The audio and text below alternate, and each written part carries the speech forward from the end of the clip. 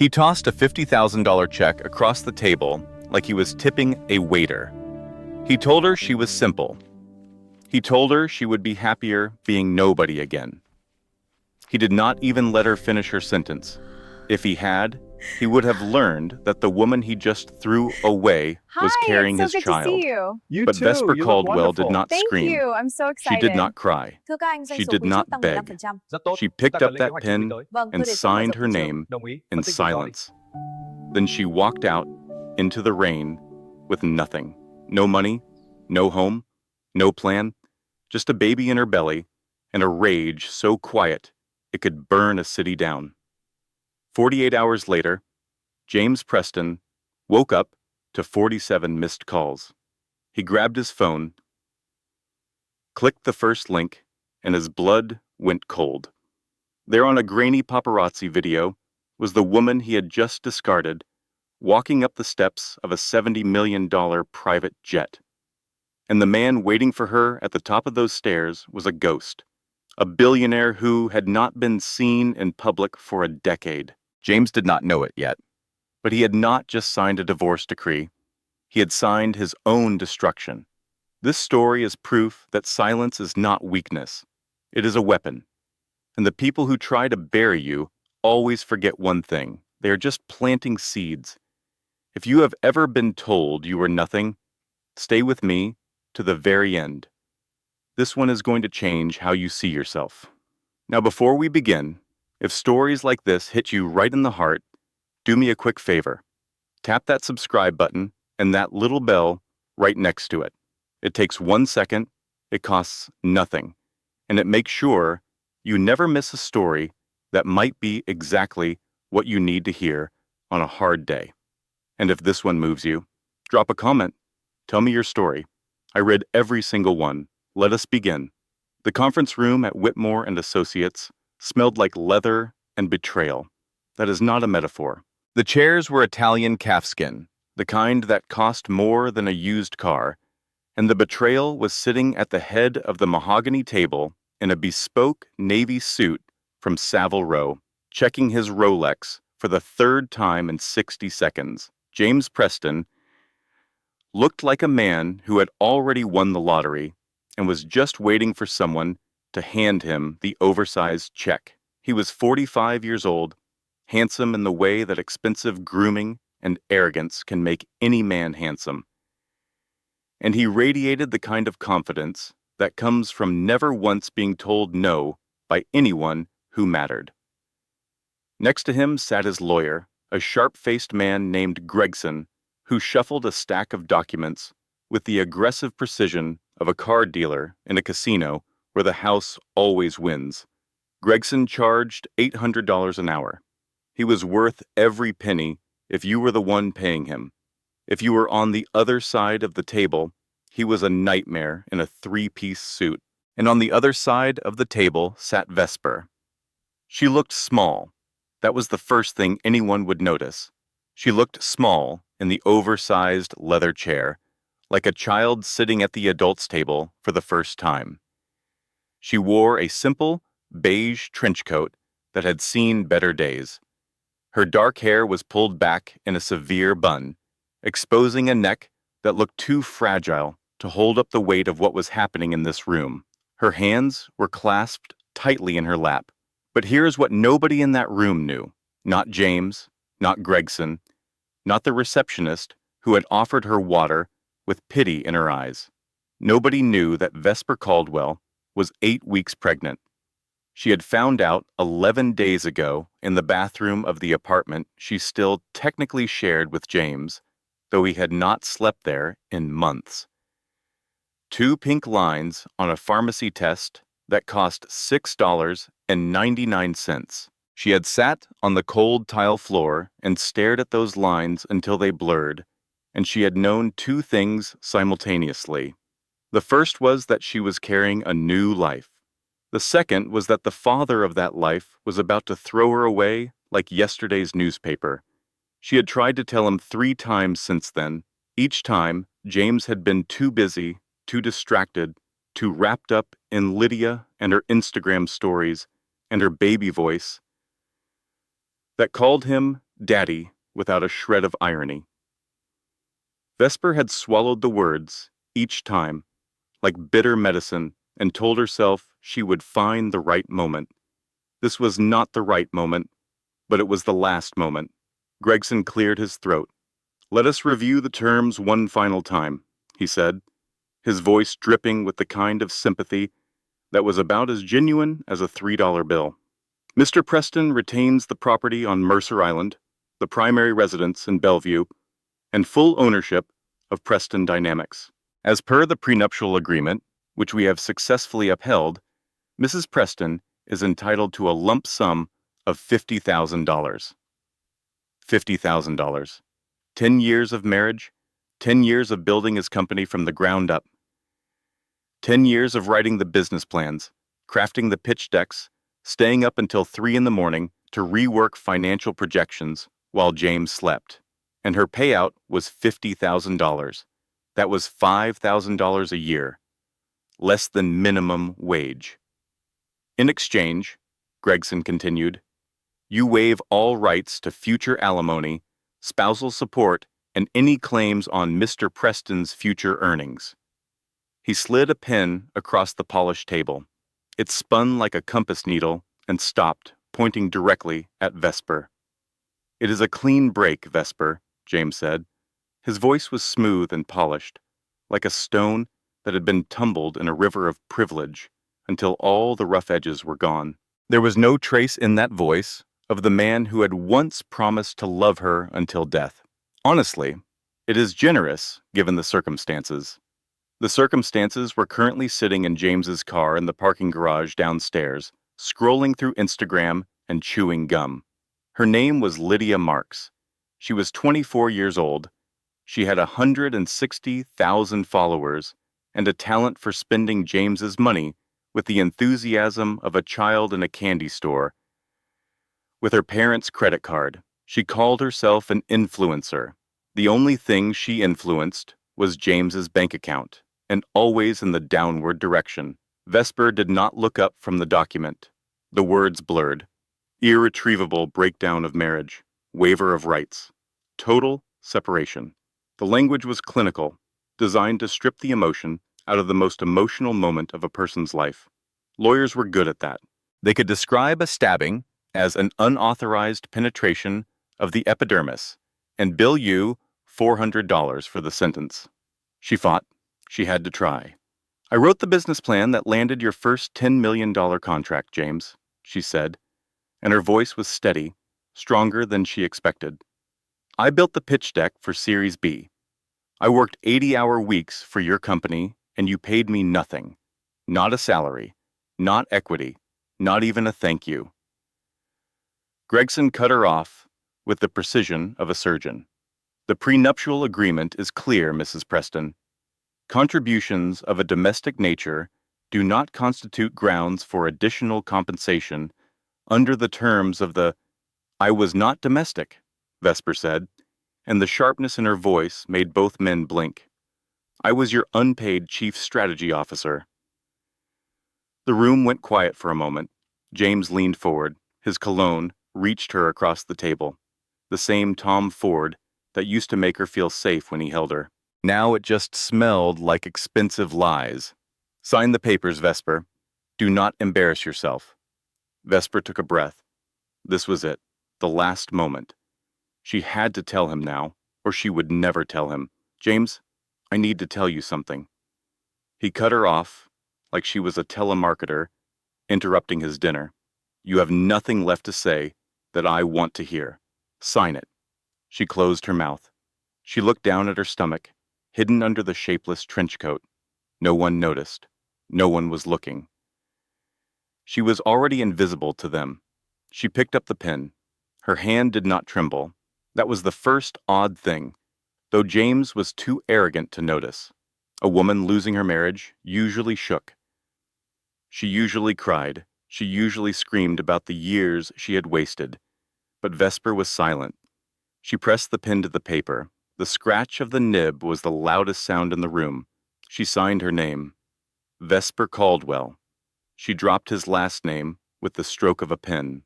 She pushed the papers back across the table. Done? She said softly. James snatched the papers up, scanning the signature like he expected it to evaporate. Satisfied, he stood and buttoned his jacket, with the casual ease of a man closing a deal on a used car he had massively underpaid for. Well, that was easier than I thought. He pulled a check from Gregson's folder and tossed it onto the table, like he was tipping a valet. $50,000. Take care of yourself, Viv. You were never cut out for this world. The galas, the press, the pressure.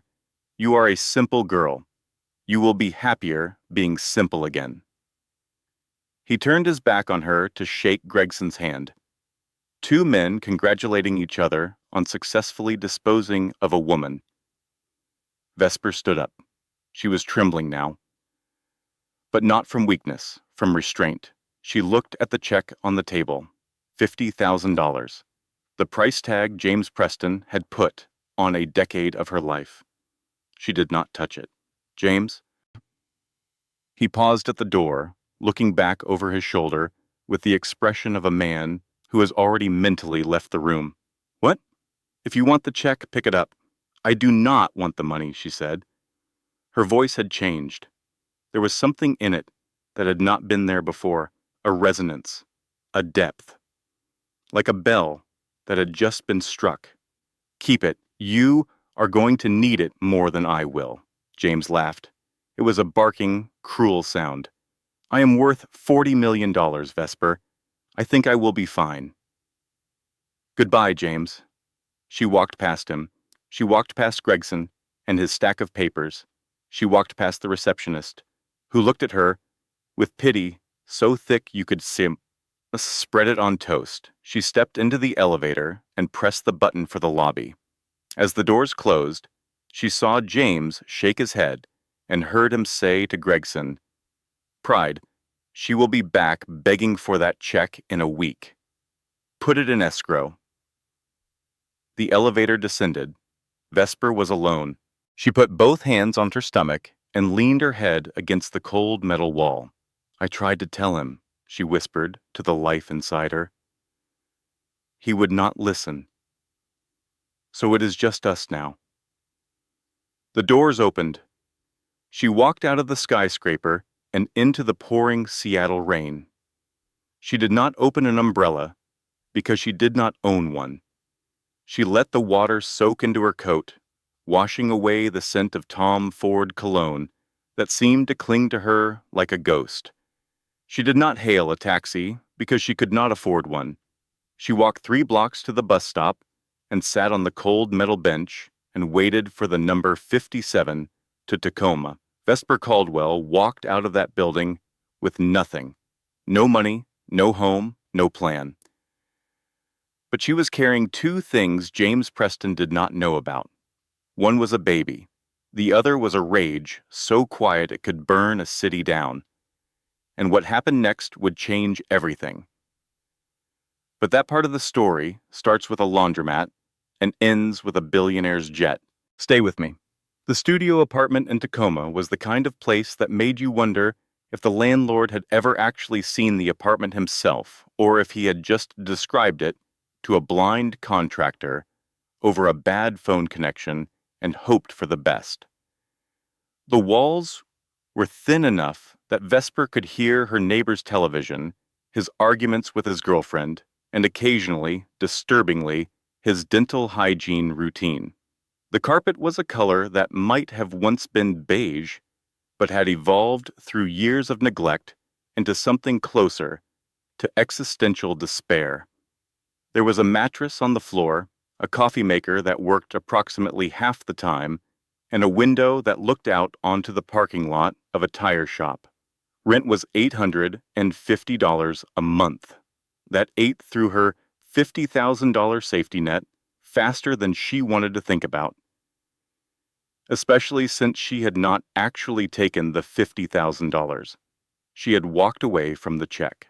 Pride is a luxury when you are pregnant and alone, but Vesper's pride was the only thing she had left that James had not managed to take, and she was not about to surrender it for a check that represented everything She despised about how he valued her. So she had nothing, truly nothing. She pawned her engagement ring on the second day.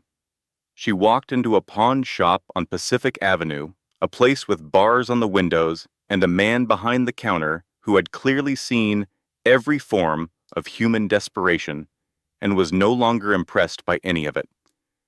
He examined the ring under a loupe, turned it over twice and said, 3,200.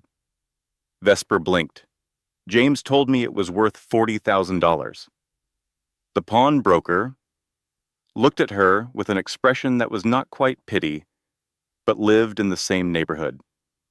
Ma'am, this is cubic zirconia in a gold-plated setting. It is a nice fake, but it is a fake. A fake ring. For 10 years, Vesper had worn a fake engagement ring and believed it was real because the man who gave it to her told her it was. She stared at the pawn shop receipt for $3,200 and laughed. It was the kind of laugh that lives next door to crying, and the pawnbroker pretended to organize his display case so she could have her moment in semi-privacy. She took the $3,200 and walked back to her apartment in the rain. Seattle rain was not the dramatic, cinematic kind of rain. It was the slow, persistent, soul-crushing kind that got into your bones and stayed there, whispering that maybe things were never going to get better. She applied for jobs, 16 applications in the first week. She had a degree in business from the University of Washington. She had a decade of experience running strategy for a company that was now worth $40 million. On paper, she should have been snapped up immediately. But paper is not reality. The rejections came in waves. We appreciate your interest, but we are looking for candidates with more recent experience. Your qualifications are impressive, but the position requires someone with a current skill set. Unfortunately, you are overqualified for this role. Overqualified. That was the word that stung the most. It was corporate code for, you are too old and you have been out of the game too long and we do not know what to do with you. She was 38 years old with a 10-year gap on her resume that read homemaker, but should have read unpaid executive who built a $40 million company for a man who repaid her with a fake ring and a real mistress. Morning sickness hit in week 3. Not the gentle, manageable kind they showed in movies where the woman delicately presses a hand to her mouth and then carries on with her day. The real kind. The kind where you are on your knees on a bathroom floor at 5 in the morning, gripping the toilet bowl in a studio apartment in Tacoma, and the only thing in your stomach is saltine crackers and tap water, because that is all you can afford. She needed to see a doctor. She knew this. The baby needed prenatal care, vitamins, checkups, but her health insurance had been through James' company, Preston Dynamics, and it had been canceled the day the divorce was finalized. Gregson had seen to that. Clean break, he had called it. Clean for James, maybe. For Vesper, it was like being pushed out of an airplane without a parachute and being told to enjoy the view on the way down. Meanwhile, James was living his best life. She could not escape it. Social media was a window into his world that she could not stop looking through, even though every glance was a punch to the sternum. He posted photos with Lydia on a yacht in the San Juan Islands. Champagne on the deck. Lydia in a white bikini, her body the kind of taut and golden that only youth, genetics, and a complete absence of stress could produce. James's arm around her waist, his smile wide and white and obscene. The caption read, "New chapter, same incredible life, blessed and grateful." His PR team had spun the divorce as amicable. Diana Mercer, his publicist, crafted a statement that used words like mutual respect and different paths and wishing each other well. The internet barely noticed. Vesper was a footnote in someone else's story, a minor character written out of a the script, so the leading man could have a more exciting love interest. The worst night came on a Tuesday. Vesper was sitting in a laundromat at 11 at night, watching her only 3 outfits spin in the dryer. The fluorescent lights buzzed and flickered, casting everything in a harsh bluish-white glow that made the room feel like a hospital waiting area for people whose lives had flatlined. A man in the corner was asleep with his mouth open, using a bag of dirty clothes as a pillow. A woman was folding tiny children's shirts with the mechanical efficiency of someone who had done this 10,000 times and would do it 10,000 more. Vesper checked her phone. The screen was cracked, a spiderweb fracture that she had covered with a piece of clear tape. James's latest Instagram photo loaded slowly over the laundromat's terrible Wi-Fi. It was a close-up of Lydia at dinner, laughing, her head thrown back, wearing a diamond necklace that caught the candlelight and scattered it like tiny explosions. The caption was a single heart emoji. That necklace cost more than everything Vesper owned, more than her apartment, more than her car, which she did not have, more than her bank account, which currently held $2,400 and was shrinking by the day. She put the phone face down on the folding table and called her mother. Ruth Caldwell answered on the second ring. She always answered on the second ring. First ring was too eager, third ring was too slow. Ruth was a retired school teacher from Columbus, Ohio, and she approached even phone etiquette with pedagogical precision. "How are you, honey? How is James?" The lie came out smooth and practiced. Vesper had been lying to her mother for weeks, and she was getting terrifyingly good at it. "Everything is fine, Mom. Just busy with the move." "The move? Where are you moving?" "Just downsizing. You know how it is. Seattle real estate." "You sound tired, sweetheart." "I am okay. How is the treatment?" Ruth hesitated. That tiny pause, was louder than any words could be. Ruth had been diagnosed with early-stage lymphoma 4 months ago. The chemo was brutal, but the prognosis was good if she stayed on the treatment protocol. If.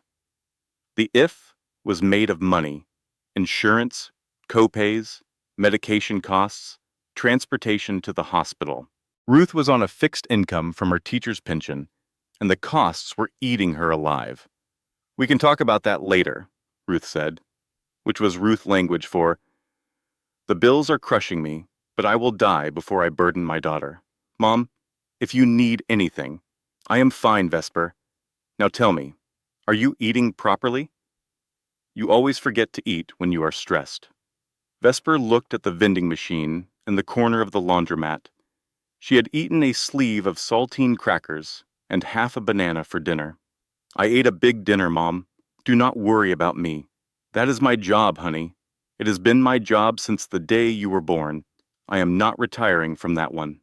After she hung up, Vesper sat in the plastic chair and stared at her reflection in the laundromat window. The rain streaked down the glass, distorting her face into something she barely recognized. She looked old, not 40 years old in the way that exhaustion and despair and hunger age a person in weeks rather than years. She put her hand on her belly. The bump was barely there, just a slight firmness below her navel that no one would notice under her trench coat, but she noticed. She noticed every minute of every day. "I am sorry," she whispered. "I am going to figure this out. I just do not know how yet." The dryer buzzed. Her clothes were done. She folded them carefully, 3 outfits that represented her entire wardrobe, and put them in a plastic bag because she could not afford a laundry basket. She walked out into the rain and caught the last bus back to her apartment. She was broke. She was pregnant. She was alone in a laundromat at midnight while her ex-husband popped champagne on a yacht with a woman half his age. But rock bottom has a funny way of becoming a foundation. You cannot dig any deeper, so the only direction left is up. And what Vesper Caldwell did next would eventually bring a $40 million empire to its knees. It would just take a while, and it would nearly destroy her first. 4 more weeks passed, 4 weeks of saltine crackers and tap water and morning sickness and rejection emails and sleepless nights on a mattress on the floor of a studio apartment in Tacoma where the walls were so thin she could hear her neighbor sneeze. But something else happened in those 4 weeks. Something quiet and almost imperceptible, like a seed cracking open underground where nobody can see it. Vesper started to work. Not a job. Nobody would hire her. But she had a laptop, a taped-together relic with a cracked hinge and a battery that lasted 45 minutes if she turned the screen brightness all the way down, and she had a brain that had been dormant for a decade and was now waking up angry. She started small, a posting on a freelance website. Business strategy consultant, financial modeling, market analysis, pitch deck development, 10 years experience. She priced herself low, embarrassingly low, because she could not afford to be proud about her hourly rate when she was choosing between prenatal vitamins and electricity. Her first client was a woman named Georgia who ran a small candle business out of her garage and needed help writing a business plan to apply for a bank loan. Vesper wrote that plan in 2 days. It was immaculate. Georgia got the loan. Georgia paid Vesper $400 and left a 5-star review that said, "I do not know where this woman has been hiding, but she is a genius." The second client came 3 days later. Then a third. Word spread the way word always spreads, about quality work, slowly at first, then all at once. Within a month, Vesper had 3 regular clients. Small startups, modest fees. She was not getting rich. She was getting by, and getting by when you have been drowning feels like flying. But she needed to see a doctor. She had been putting it off because the free prenatal clinic had a 3-week wait list. And because some small, terrified part of her brain whispered that if she went to the doctor and something was wrong with the baby, she would have to face it. And she was not sure she could face one more bad thing. Her capacity for bad things was full. The tank was empty. She was running on fumes and stubbornness and the ghost of her grandmother's voice saying that Caldwell women do not quit. Week 12. She went. The Southside Community Health Center was wedged between a dollar store and a tax preparation office in a strip mall that had seen better decades. The waiting room smelled like hand sanitizer and anxiety. Plastic chairs lined the walls. A television mounted in the corner played a daytime talk show at a volume that was either too loud or not loud enough, depending on whether you were trying to listen or trying to think. Vesper signed in. Name, address, insurance. She left the insurance line blank. The receptionist looked at the form, looked at Vesper, and said without judgment, "We have a sliding scale program. Based on your income, the visit today will be $12. $12. That was more than a sleeve of crackers, but less than the dignity of knowing her baby was healthy. She paid. The doctor was a woman named Dr. Ramirez, mid-50s, with reading glasses on a chain around her neck and the calm demeanor of someone who had delivered enough bad news to know that the delivery mattered as much as the content. She did the exam. She ran the ultrasound. 12 weeks, Dr. Ramirez said, turning the screen so Vesper could see. Your baby is healthy, strong heartbeat, development is right on track. Vesper stared at the screen. There it was, a tiny shape, a head, a body, limbs the size of matchsticks. It looked like a peanut, the most beautiful peanut she had ever seen. She cried. Not from sadness, from relief, from the bone-deep gratitude of learning that something in her life finally was going right. In a world where everything had been taken from her, this one thing was still hers, still healthy, still fighting. Dr. Ramirez handed her a tissue and a bottle of prenatal vitamins. Take these every day, no exceptions. You need to eat more. I know that is easier said than done, but your body is building another body right now, and it needs fuel. Here is a list of resources for uninsured mothers in the area. Food banks, WIC, maternity assistance programs. Vesper took the pamphlets and stuffed them in her bag next to the taped-together laptop. She held the ultrasound printout like it was a winning lottery ticket, which in a way it was. It was proof that something good could come from something terrible. She walked outside. The sun was actually shining for once, a rare break in the Seattle gray that felt like a personal gift from the universe. She sat on a bench outside the clinic and looked at the ultrasound photo one more time. Then she pulled out her phone and did something she had been avoiding for weeks. She called James. She did not call to beg. She did not call to plead. She called because despite everything he had done, despite the cruelty and the abandonment and the fake ring and the 24-year-old mistress, she believed that a father had a right to know that his child existed. Maybe it was naive, maybe it was foolish, but Vesper Caldwell had been raised by Ruth Caldwell, and Ruth Caldwell had taught her that doing the right thing was not optional, even when the other person did not deserve it. James picked up on the fourth ring. She could hear music in the background, a bass line, laughter, the clink of glasses. He was at a party. Of course he was at a party. It was a Tuesday afternoon, and normal people were at work, but James Preston was celebrating the life he had freed himself to live. "What do you want, Vesper? I am busy." "James, I am pregnant." The music seemed to get quieter, though she knew it was just the blood rushing in her ears. "The baby is yours. I found out before the divorce, but you would not let me speak. I tried to tell you in Gregson's office. You cut me off." Dead silence. The kind of silence that has weight and texture, the kind you can feel pressing against your eardrums. Then James spoke, and every word was a shard of ice. "That is not my problem anymore. You signed the papers. You waived your rights. And if you try to use some baby to squeeze money out of me, my lawyers will bury you in court until that kid is in college." "James, I am not asking for money. I am telling you that you are going to be a father. I am not going to be anything. Get rid of it or deal with it yourself. Do not call this number again." He hung up. The line went dead. The party noises vanished. Vesper sat on the bench with the phone pressed against her ear, listening to nothing.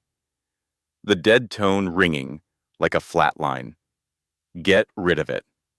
The father of her unborn child just told her to get rid of it, like it was a piece of furniture he did not want, like it was an old coat she should donate, like the life growing inside her was an inconvenience, a problem to be solved with a phone call and a signature, the same way he had solved the problem of being married to her. She put the phone down.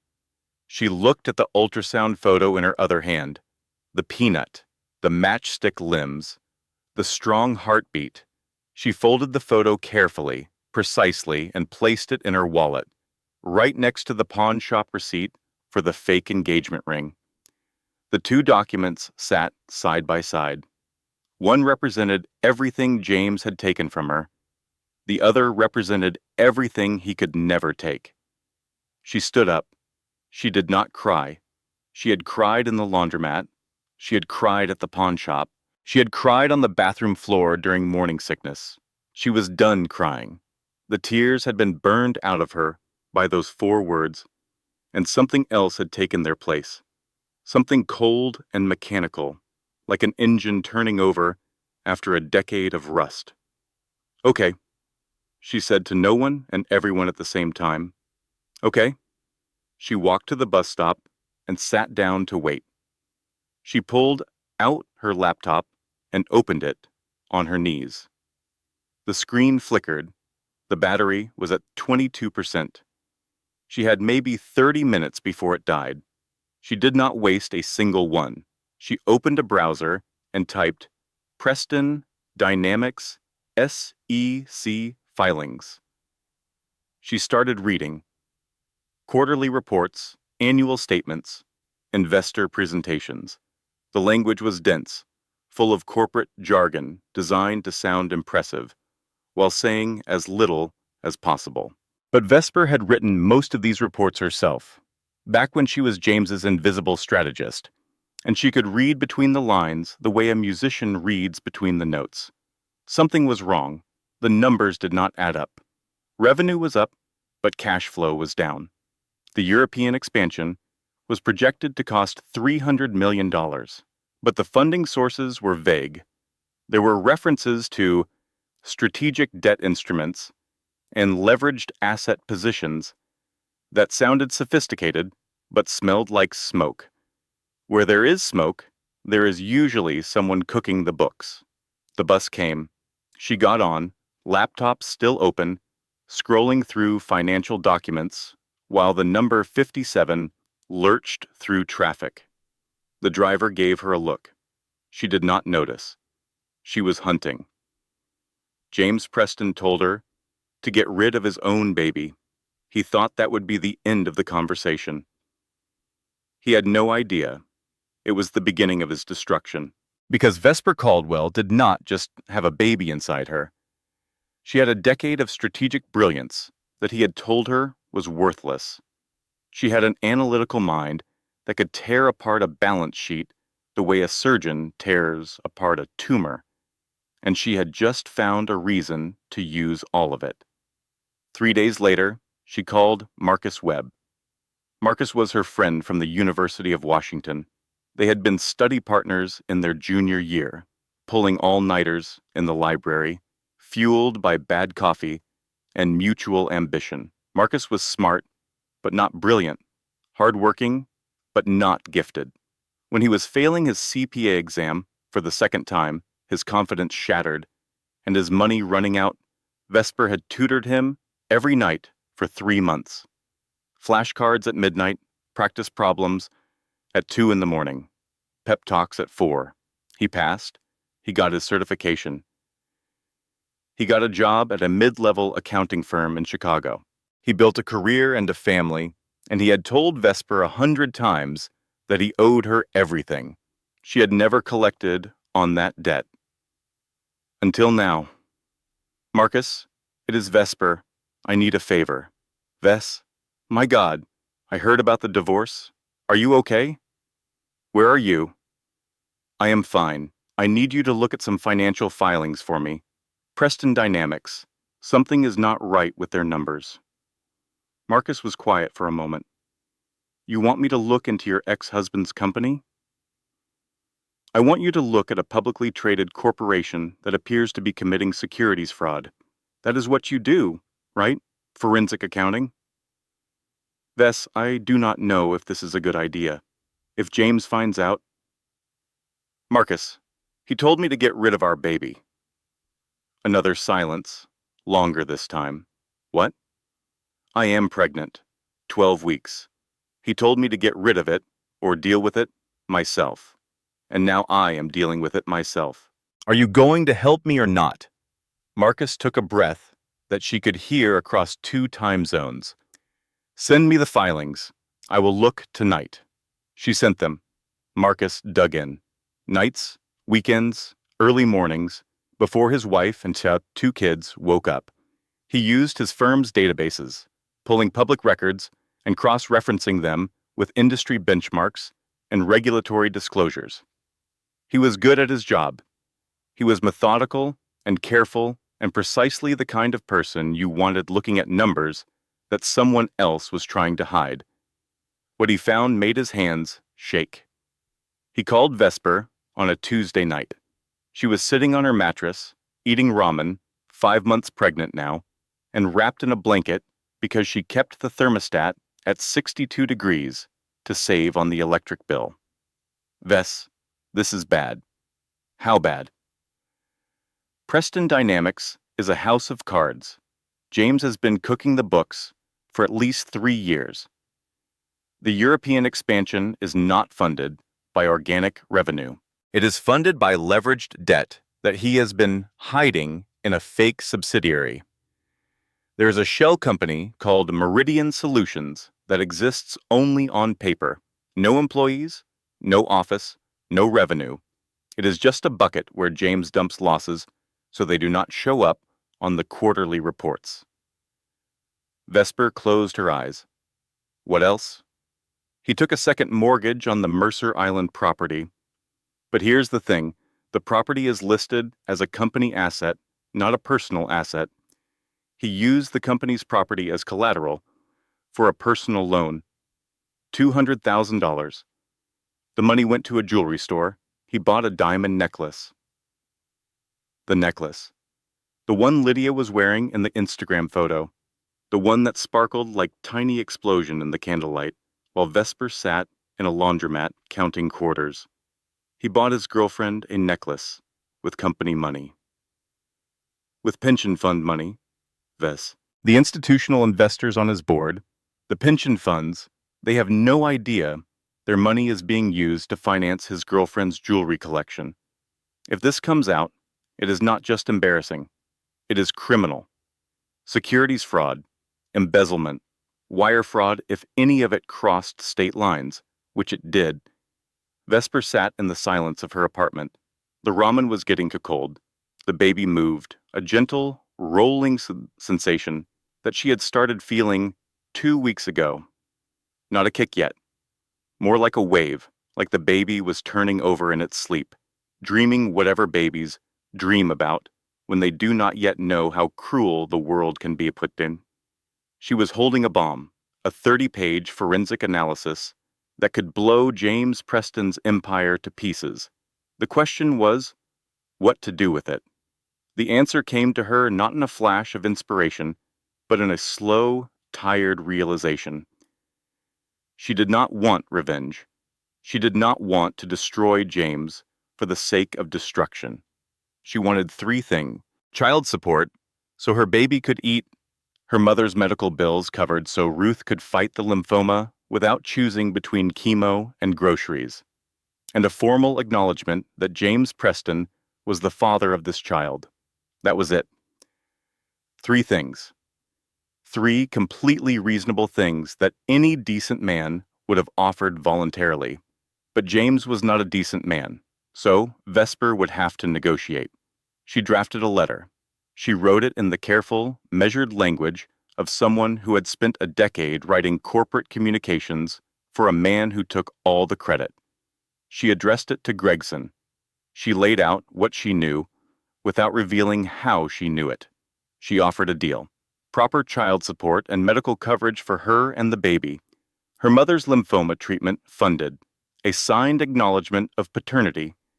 In exchange, silence. No press, no SEC complaint. No public exposure. She read it 3 times. She revised it twice. She sent it. Then she did something she had not done in months. She went shopping. Not real shopping. Thrift store shopping. She walked into a Goodwill on South Tacoma Way and found a small stuffed bear with a bow tie and a slightly crooked eye. It cost $1.50. She brought it home and put it on the pillow next to her head. I think we are going to be okay, she told her belly. Mama made a deal. She is being reasonable. He will see the logic. Everyone walks away quiet. Everyone is fine.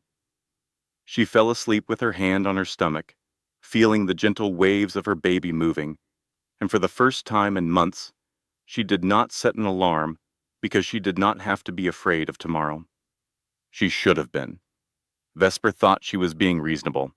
She thought James would see the logic, cut a deal, and everyone would walk away quietly. She had no idea that she had just poked a rattlesnake, and rattlesnakes do not negotiate. They strike. Gregson read the letter twice. Then he picked up the phone and called James. We have a problem. James was on his yacht when the call came in. Lydia was sunbathing on the deck, her skin oiled and glistening. an influencer in her natural habitat. James had a glass of scotch in one hand and a cigar in the other, looking like a man in a cologne advertisement, all surface and no substance. What kind of problem? Your ex-wife knows about the Meridian subsidiary. The scotch glass stopped halfway to James's mouth. That is not possible. She does not have access to those files. She does not need access to the files.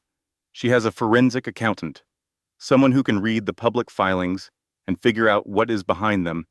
She is offering a deal: child support, medical coverage, paternity acknowledgement, and her mother's cancer treatment.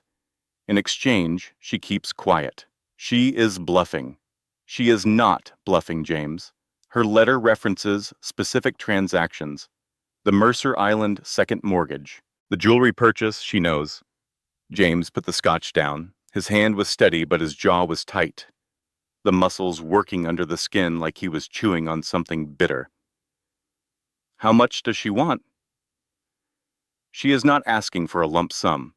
She is asking for child support, medical insurance, and her mother's medical bills. It is remarkably reasonable, actually. If you want my professional opinion, I do not want your professional opinion. I want her destroyed. Gregson paused. James, if we can settle this quietly. Quietly, she threatened me. The woman I gave 10 years of my life to, the woman I gave $50,000 to, the woman who could not even manage to be a proper wife. She is threatening me. She has some accountant digging through my company, and she thinks she can extort me? It is not extortion. She is offering to keep quiet in exchange for basic child support. Any family court judge in the country would. I do not care what a family court judge would do. I care about what I am going to do. And what I am going to do is make sure she never opens her mouth again. Find Carl Whitley. Gregson went quiet. He knew that name. Everyone in Seattle's legal community knew that name. Carl Whitley was a private investigator whose methods lived in the gray area between legal and criminal. A man who did not just find dirt on people, but manufactured it when the real thing was not dirty enough. James, I strongly advise against find him today. The phone went dead. Gregson stared at the receiver. He had been a lawyer for 23 years. He had represented liars, cheaters, embezzlers, and men who treated their wives like furniture. But something about the cold flatness in James's voice made him uncomfortable in a way he had not felt before. This was not a man protecting his interests. This was a man preparing to destroy someone for the crime of being right. Gregson found Whitley. It took one phone call. Carl Whitley was 52 years old, built like a refrigerator, and had the moral compass of a weather vane. He had worked for some of the wealthiest men in Seattle, and his specialty was making problems disappear. Not the problems themselves, of course, the people who were the problems. He did this by constructing narratives so damaging and so convincing that the target either gave up or became so discredited that nobody believed them anymore. He started following Vesper 3 days after James's call. He photographed her leaving the free prenatal clinic, making sure to capture the peeling paint on the building and the weeds growing through the cracked parking lot. He documented her crying in a supermarket parking lot when her debit card was declined for a $12 grocery purchase. He took pictures of her apartment building from angles designed to make it look as bleak as possible. The broken mailbox, the rusted fire escape, the graffiti on the dumpster. He talked to her landlord, who said she was quiet but always behind on rent. He talked to the cashier at the corner store, who said she bought a lot of crackers and not much else. Then Whitley delivered his file to James's legal team, and they built their narrative. They hired a psychiatrist named Dr. Leonard Moss. Dr. Moss had an office in downtown Seattle with leather chairs and diplomas on the wall and the demeanor of a man who could diagnose you with whatever you were paying him to diagnose you with. He had been disciplined twice by the state medical board, once for providing expert testimony that was later proven to be fabricated, and once for prescribing medication to a patient he had never actually examined. He still had his license because the medical board moved at the speed of continental drift, and because men like Dr. Moss always knew the right people. Dr. Moss reviewed Whitley's file, the photographs of Vesper looking exhausted, the surveillance footage of her crying, the descriptions of her living situation. Based on this evidence and absolutely nothing else, no interview, no examination, no actual contact with the patient, Dr. Moss wrote a 12-page psychological evaluation that concluded Vesper Caldwell suffered from acute delusional disorder with paranoid ideation, emotional lability, and behavioral patterns inconsistent with parental fitness. James's legal team filed 2 motions simultaneously. The first was a restraining order. James claimed that Vesper was harassing him with fabricated allegations, intended to extort money, and that she posed a danger to herself and others. The motion cited her erratic behavior, her unstable living conditions, and Dr. Moss's evaluation as evidence that she was spiraling into a mental health crisis. The second was worse. It was a preemptive motion to have any future custody claims dismissed on the grounds that Vesper was mentally unfit to parent. They were trying to take her baby before it was even born. The papers were served on a Thursday afternoon. Vesper was sitting in the waiting room of the prenatal clinic for her 16-week checkup. The same plastic chairs, the same buzzing fluorescent lights, the same daytime talk show on the television. A woman across from her was bouncing a toddler on her knee. Another woman was filling out paperwork with a pen she had borrowed from the receptionist. A man in a gray suit walked in. He looked out of place in this waiting room the way a shark looks out of place in a goldfish bowl. He scanned the room, locked eyes on Vesper, and walked over. Vesper Caldwell? Yes? He handed her a manila envelope. You have been served. He turned and walked out. Every woman in the waiting room watched him go. The receptionist shook her head slowly. She had seen this before. Vesper opened the envelope. She pulled out the documents. She read the first page. Her name. James's name. The words restraining order and mental instability and parental fitness swam before her eyes. She turned to the second motion, the custody preemption.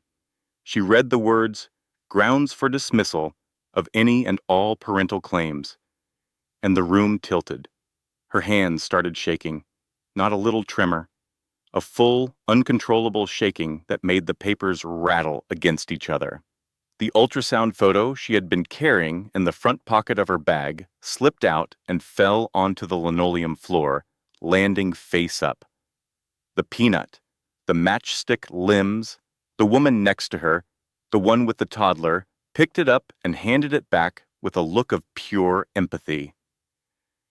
The kind of look that passes between women who understand without needing to be told.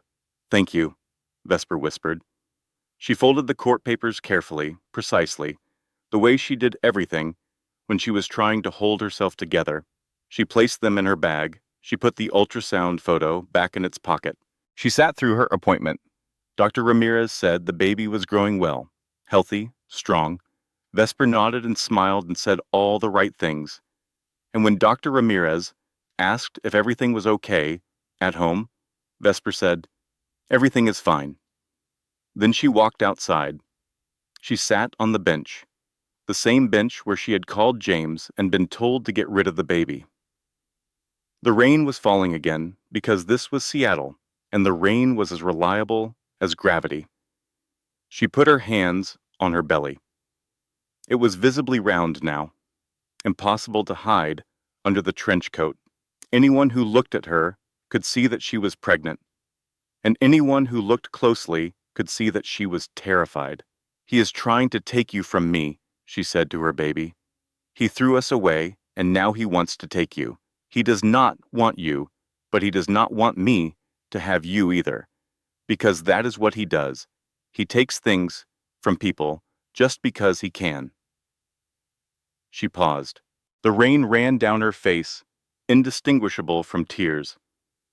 I will not let him. I do not know how yet, but I will not let him. She sat on that bench for a long time. The rain came down. The buses came and went. She did not move. She was thinking. The machine was running. James Preston did not just reject his child, he was trying to erase her, to legally prove that the mother carrying his baby was insane, so that when the baby was born, he could swoop in and take custody or block it entirely.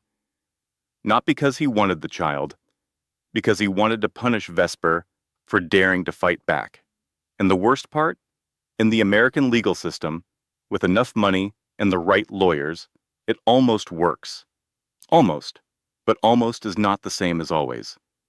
And James Preston had made one critical mistake. He had assumed that Vesper Caldwell was alone.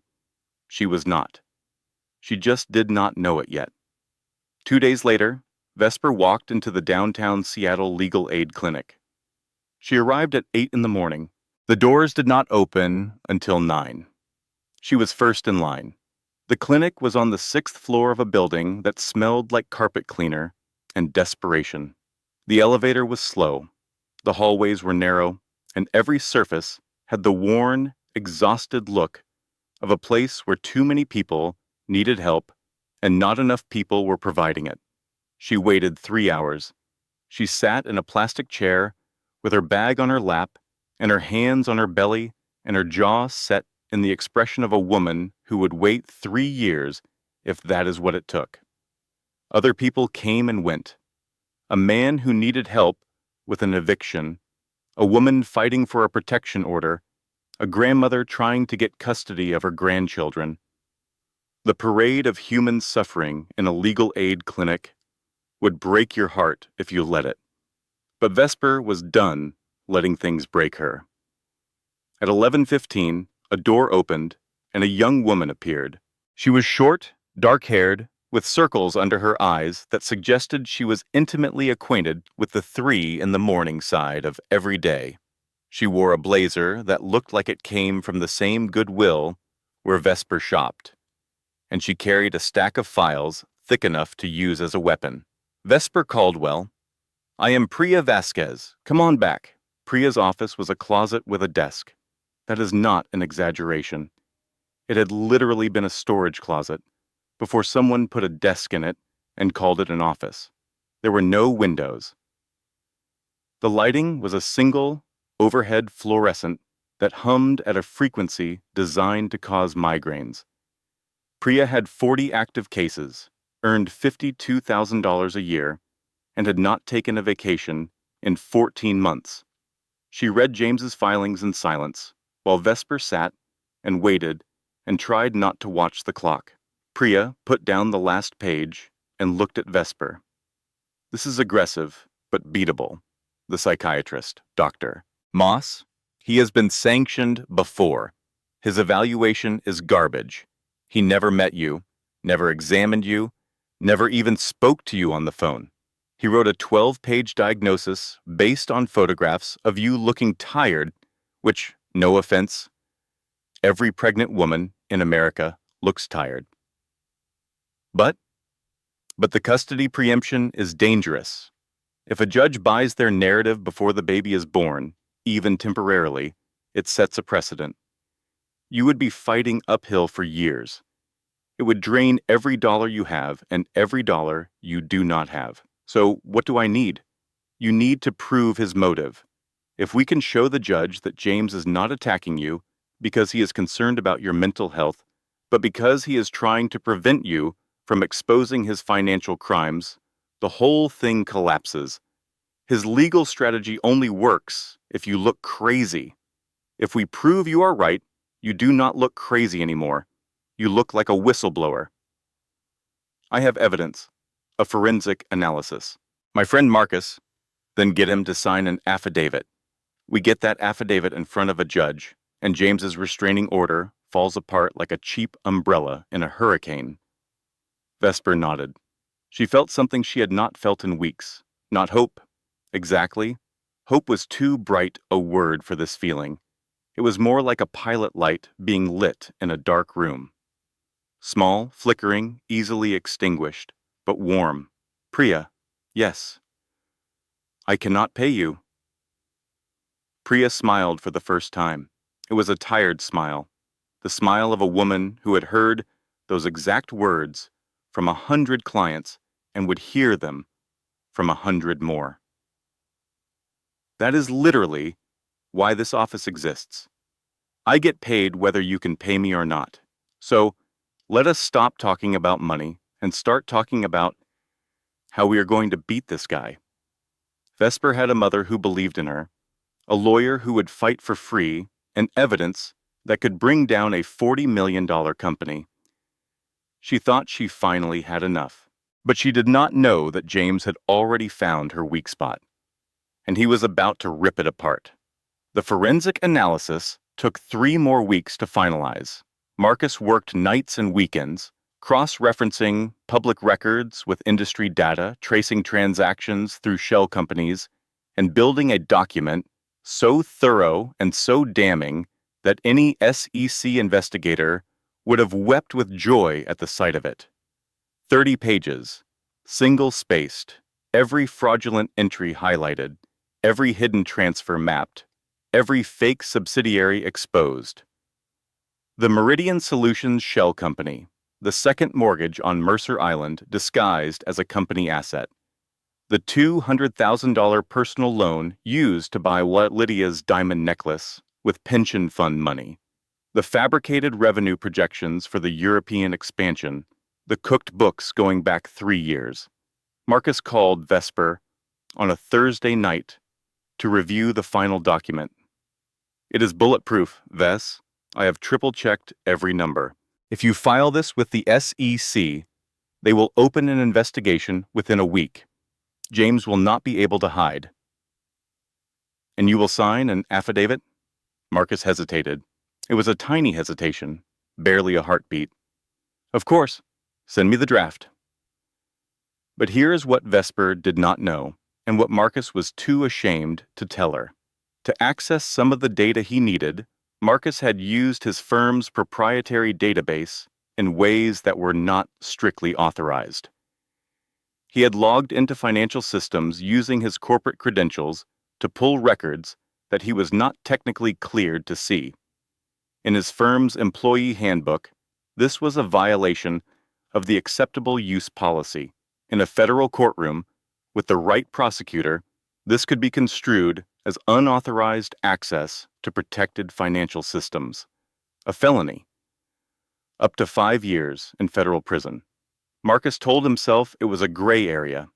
He told himself it was for a good cause. He told himself that nobody would ever find out. Vesper took the analysis and acted on 2 fronts. First, she sent it anonymously to the 3 institutional investors on Preston Dynamics' board of directors, the pension fund managers, the people who actually cared about whether the money was being managed responsibly or being used to buy designer handbags for the CEO's 24-year-old girlfriend. She used a secure email account, a disposable address, and she sent the 30-page analysis without a cover letter. The numbers spoke for themselves. Second, she filed a formal whistleblower complaint with the Securities and Exchange Commission. This was not a casual email. This was a legal filing, documented and time-stamped, alleging securities fraud, embezzlement, and misuse of corporate assets by the CEO of Preston Dynamics. The SEC has a process for these things. It is slow and bureaucratic and maddeningly impersonal, but it is a process.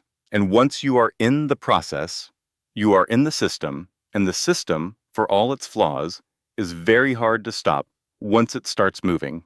It worked. Within a week, the SEC opened a preliminary investigation. Nothing public, nothing dramatic, just a team of analysts in Washington requesting documents from Preston Dynamics' legal department. But the mere fact of the investigation was enough to spook the institutional investors. They demanded an emergency audit. The board scheduled an extraordinary meeting. James was forced to delay the European expansion signing. Preston Dynamics stock dropped 6% in 2 days. Financial Twitter lit up. Something is rotten at Preston Dynamics. Insider tip: PD is about to get hammered. Short this stock immediately. James, for the first time in his adult life, was on defense. And Vesper, for the first time in months, felt safe. She allowed herself one night of not being afraid. She walked to the grocery store and bought a chocolate cake for $4.99. She brought it home to her studio apartment, sat on the mattress on the floor, and ate a slice with a plastic fork while the baby moved inside her. "We did it, baby girl," she whispered. She did not know the gender. She would not find out for another month, but she was already calling the baby she because it felt right, because every time the baby moved, it felt like a tiny girl flexing her fists. Mama did it. The system is going to work. The truth is going to come out, and we are going to be okay. She fell asleep with her hand on her stomach and the laptop still open to the SEC filing confirmation page. The stuffed bear with the crooked eye watched from the pillow. She should not have slept so well, because for one night, Vesper Caldwell believed she was safe. She believed the system would work. She believed truth was enough. She was about to learn the most expensive lesson of her life. In the world James Preston built, truth does not matter. Only power matters. And James still had plenty of it. The attack came 48 hours later. It did not come at Vesper. James's lawyers had learned that lesson. Attacking Vesper directly had not worked. The restraining order was flimsy. The psych evaluation was fabricated. Vesper was too sympathetic, a pregnant woman fighting for her baby. No judge in America was going to side with the rich CEO who told his pregnant wife to get rid of the child. So they attacked Marcus. It took Gregson's team less than a day to trace the forensic analysis. The methodology was distinctive, the work of a trained forensic accountant using specific databases and specific tools. They contacted Marcus's firm. They requested access logs. And they found exactly what they needed. Marcus Webb had accessed confidential financial databases using his firm's login credentials to pull data he was not authorized to see. The queries were time-stamped. The downloads were logged. The trail was clean and clear and damning. Gregson made the call himself. He did not delegate this one. Some threats are too important to outsource. "Mr. Webb, my name is David Gregson. I represent James Preston and Preston Dynamics. I am calling to inform you that we have evidence that you accessed protected financial systems without authorization in connection with a fraudulent forensic analysis commissioned by Vesper Caldwell." Marcus's blood went cold. The penalties for unauthorized access to protected financial systems under federal law include up to 5 years imprisonment and fines of up to $250,000. We also have grounds to file a civil suit against you and your firm for breach of fiduciary duty and tortious interference. I was using publicly available, Mr. Webb. We have the access logs. We know which databases you used. We know when you accessed them. We know what you downloaded. This is not a negotiation. This is a notification. Marcus sat at his desk in his Chicago office, staring at a photograph of his wife and 2 children. Emma, who had just started kindergarten. Nathan, who was 3 and still slept with a stuffed dinosaur. His wife Sarah, who worked part-time at a library because they could not afford daycare for both kids. "What do you want?" Marcus whispered. "We want you to sign an affidavit stating that the forensic analysis was produced using falsified data provided by Vesper Caldwell. That she coerced you into producing a fraudulent report, that you were an unwitting participant in her scheme to extort money from her ex-husband. That is not true.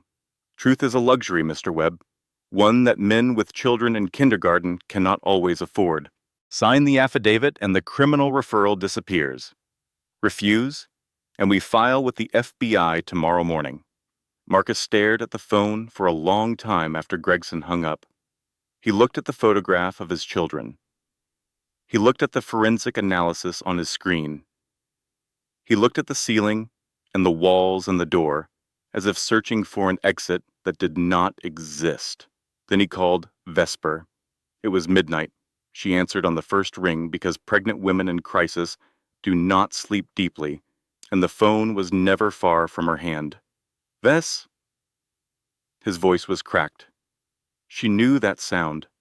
It was the sound of a man who had already made his decision and hated himself for it. Marcus, what happened? They found the database access.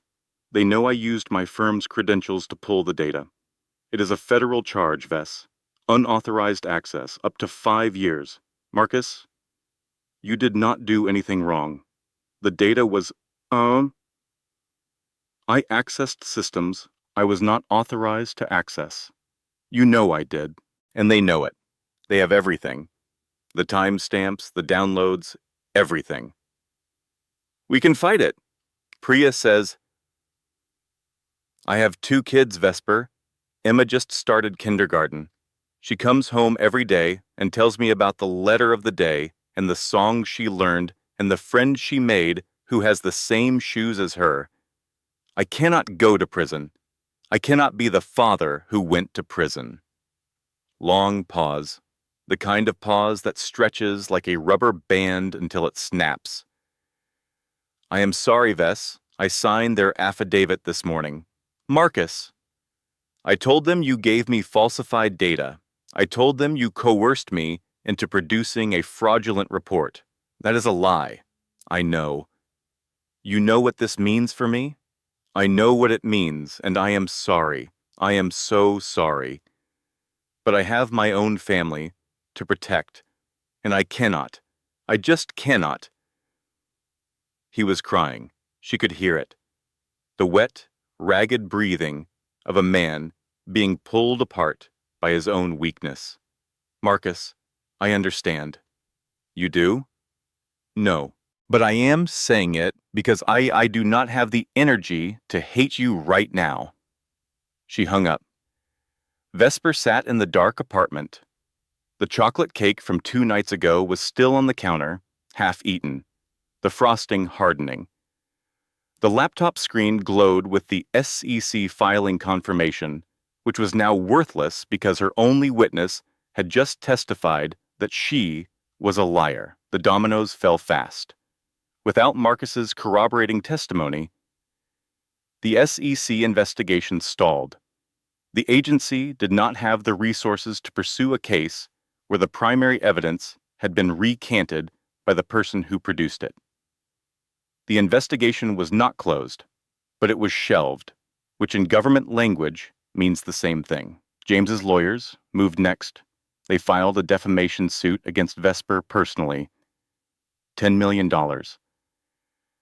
The suit alleged that Vesper had fabricated financial data and disseminated it to investors and government agencies with the intent to damage James Preston's reputation and business. $10 million. Vesper had $3,800 in her bank account. And then the final blow. The restraining order hearing was moved up. It was now scheduled for the following week. Vesper would have to appear in court, 7 months pregnant, and defend herself against the accusation that she was mentally unstable, with her only evidence now officially deemed fraudulent by her own witness. She sat on the floor of her apartment. The baby was awake, moving, turning. She could feel the rolls and shifts, the tiny body adjusting itself inside her. 6 months of pregnancy, 6 months of fighting, 6 months of being crushed and getting up and being crushed again. She looked at her phone. James's number was still in her contacts. She had never deleted it. Some part of her had held on to it the way you hold on to a fire extinguisher, not because you want to use it, but because you know you might have to. She picked up the phone. She started dialing. Maybe if she called him, maybe if she begged, maybe if she said she was sorry, she was wrong. She made it all up. Please just drop the lawsuits. Please just let her keep the baby. Maybe surrender was not weakness. Maybe it was just survival. Maybe there was no shame in losing when the other side had 4 lawyers and $40 million, and you had a legal aid attorney and a mattress on the floor. Her thumb hovered over the call button. Then the baby kicked. Not a flutter, not a wave. A kick. Hard, sharp, unmistakable, like a tiny fist pounding on a door from the inside. Vesper gasped. She dropped the phone. Her hand flew to her belly. The baby kicked again, harder. A second kick, then a third, like the baby was saying something in the only language she knew. A language of movement and urgency and refusal. I am here, Mom. Do not you dare give up. Vesper stared at her stomach. Tears streamed down her face. Hot, fast, unstoppable. But they were not tears of defeat. They were the tears of a woman who had just been pulled back from the edge by something smaller than a cantaloupe. Something shifted inside her. Not just the baby. Something deeper. Something that lived in the part of her brain that James had spent 10 years trying to kill. The part that could see patterns and connections and angles that nobody else could see. The part that could take 1,000 pieces of scattered data and arrange them into a picture so clear and so devastating that it could bring empires down. She picked up the phone. She did not call James. She opened her laptop. The battery was at 11%. She plugged it in. The charging cable was frayed, and she had wrapped it in electrical tape. But it worked. It always worked, like her. She started typing. That baby kick saved 2 lives that night, Vesper's and her daughter's. Because in that moment, sitting on the floor of a studio apartment in Tacoma with nothing but a laptop and a heartbeat, Vesper Caldwell stopped being a victim. She became something far more dangerous. She became a mother with nothing left to lose. She wrote for 7 hours straight.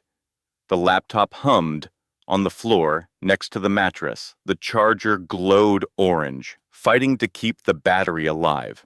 Vesper sat cross-legged, her belly resting on her thighs, her fingers moving across the keyboard with the precision and fury of a woman who had finally stopped being afraid and started being angry. She did not need Marcus. She had never needed Marcus.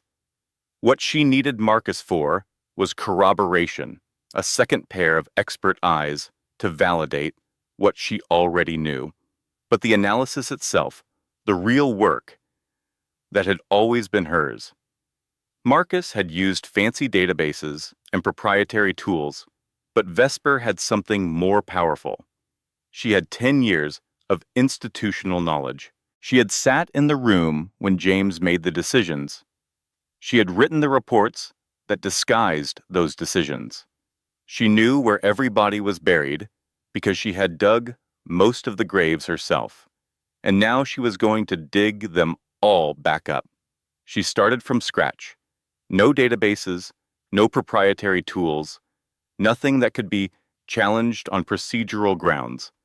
She used only publicly available information, SEC filings, annual reports, quarterly earnings calls, which were recorded and transcribed and available on Preston Dynamics' own investor relations page, county property records, which were public, corporate registration documents from Meridian Solutions, which were filed with the state of Delaware and available online for a search fee of $2. She cross-referenced revenue claims against industry benchmarks. She mapped the cash flow discrepancies quarter by quarter. She identified the exact moment 3 years ago, when the numbers stopped making sense, when revenue kept climbing, but cash reserves kept shrinking, when the company started borrowing from its future to pay for its present. She found the Mercer Island property transfer. It was in the county recorder's database. James had transferred the property from his personal name into Preston Dynamics corporate holdings 2 years ago, which meant it was now a company asset. 6 months later, he took a second mortgage against that asset, a personal loan for $200,000 routed through a bank in the Cayman Islands. The money trail was not hard to follow if you knew what you were looking for, and Vesper knew what she was looking for because she had been the one who set up the original corporate banking structure a decade ago. She found the Meridian Solutions Shell Company, incorporated in Delaware, which required minimal disclosure. No employees, no revenue, no physical address, just a name on a piece of paper and a bank account that received regular transfers from Preston Dynamics' operating fund. Those transfers were labeled research and development consulting fees in the quarterly reports. But Meridian Solutions did not do research. Meridian Solutions did not do anything. It was a bucket, a place to dump losses so they did not show up where investors could see them. By 4 a.m, she had rebuilt the entire analysis without using a single piece of data that could be challenged. Every source was public. Every calculation was verifiable. Every conclusion was logical, inevitable, and devastating. By 6 a.m, she had written 5,000 words of narrative, explaining what the numbers meant, not in the dry technical language of an accounting report, in plain English, the kind of language that a journalist could understand, the kind of language that a Twitter user could retweet, the kind of language that a mother sitting in her living room could read and say, "Oh my God, this man stole from pension funds to buy his girlfriend a necklace." She titled it "The Numbers Do Not Lie," an open letter to the board of Preston Dynamics. She read it one final time. She checked every number. She verified every source. She fixed 2 typos. Then she published it on Medium at 6 a.m. on a Tuesday. She closed her laptop, lay back on the mattress, and slept for 2 hours. The baby slept too, or at least stopped kicking, which Vesper chose to interpret as approval. She woke up to chaos. Her phone, the cracked ancient thing with the tape on the screen, was buzzing like a broken alarm clock. She had 17 notifications, which was 16 more than she usually got in a day. She opened her browser. The Medium article had views, a lot of views. By noon, it was on the front page of Hacker News, a community of tech professionals and finance nerds who loved nothing more than a well-researched takedown of corporate fraud. By 3 p.m, former Wall Street analysts were independently verifying her numbers on Twitter, running their own calculations, and arriving at the same conclusions. By 6 p.m, Bloomberg published a story with the headline, "Anonymous Whistleblower Alleges Systematic Fraud at Preston Dynamics. The numbers are damning." By midnight, the article had 2 million views. The comments section was a war zone of support. This woman rebuilt a forensic analysis using only public data. While pregnant, while broke, while being sued, somebody give her a medal. I just ran the cash flow numbers independently. She is right. Preston Dynamics is a ticking bomb. Short PD immediately.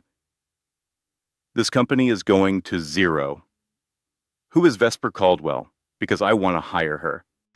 But the most important reader was not on Twitter or Hacker News or Bloomberg. The most important reader was sitting in a 1-bedroom apartment in Belltown, Seattle, drinking wine and reading the article on her phone with an expression that moved from surprise to recognition to cold, calculating fury. Diana Mercer had been James Preston's publicist for 4 years. She was good at her job. She was possibly the best crisis communications specialist in the Pacific Northwest, a woman who could take a catastrophe and spin it into an opportunity, who could make a guilty man look sympathetic and a sympathetic woman look crazy. She had done it for James more times than she could count. But 3 months ago, James had stopped paying her. She did not realize it at first. The January payment was late, but payments were sometimes late. The February payment did not come at all. She sent invoices. She sent reminders. She sent firm but professional emails that said things like, "Per our agreement," and "Please remit at your earliest convenience." She was ignored. Then last week, while looking for a signed contract in James's office, a contract she needed to prove to her own accountant that the money was owed, she found a receipt in his desk drawer, a purchase from an Hermes boutique on Madison Avenue, $45,000, a Birkin bag, for Lydia. Diana did the math. Her January, February, and March salary totaled $42,000. James had taken the money that was supposed to pay his publicist and used it to buy his girlfriend a handbag. He had not even bothered to hide the receipt. Diana Mercer was not a good person. She was not motivated by justice or empathy or moral outrage. She was motivated by the same thing that motivates a wasp when you step on its nest. She had been wronged, and she was going to sting. She read Vesper's article. She recognized the truth in it because she had seen the internal communications that proved it. She had emails from James to Gregson discussing the debt restructuring. She had text messages where James joked about making the baby problem disappear. She had meeting notes where James explicitly told his CFO to bury the meridian numbers deeper. She had the receipts, all of them. Diana created a Proton Mail account. Anonymous, encrypted, untraceable. She drafted an email to Vesper Caldwell. "I was his publicist. He stopped paying me 3 months ago so he could buy his girlfriend a $45,000 handbag with my salary. I have internal communications that prove everything in your article. Emails, texts, meeting notes. I will testify. But you have to protect me. He will try to destroy me the same way he tried to destroy you." She sent it at 2 in the morning. Vesper saw the email at 6 when she woke up. For her morning routine of prenatal vitamins, crackers, and checking whether the world had ended while she slept. She read it twice. Her heart was pounding, but her mind was calm. This was the piece she had been missing. Her analysis was bulletproof, but it was circumstantial. She could prove that the numbers were wrong, but she could not prove that James knowingly falsified them. Diana could. Diana had the internal proof. The emails where James discussed the fraud in his own words. The texts where he showed not just knowledge, but intent. Vesper wrote back one line, "I will protect you, because nobody protected us." Diana read the reply and smiled. It was not a warm smile. It was the smile of a woman who had just formed an alliance based not on friendship, but on a shared enemy, and shared enemies make for the strongest alliances in the world. James Preston spent millions trying to silence one woman. He forgot about the other woman he was screwing over, the one who had copies of every email he ever sent. And Diana Mercer was not just angry, she was the most dangerous kind of angry. She was an angry woman who knew where all the receipts were. Literally. Vesper had the truth. She had the numbers. She had a witness from inside the enemy camp. But she did not have power. Truth without power is just noise. She had learned that lesson the hard way when Marcus flipped and the SEC shelved its investigation. Being right did not matter if the other side could outspend you, outlawyer you, and outlast you. James had $40 million, 4 lawyers, and the institutional weight of a publicly traded company. Vesper had a goodwill blazer and a legal aid attorney. She needed leverage, real leverage. the kind that comes with capital letters and a checkbook that can make corporations tremble. She sat on her mattress at 3 in the morning, laptop open, baby kicking, and scrolled through an old email archive. An email account she had not logged into in over a decade.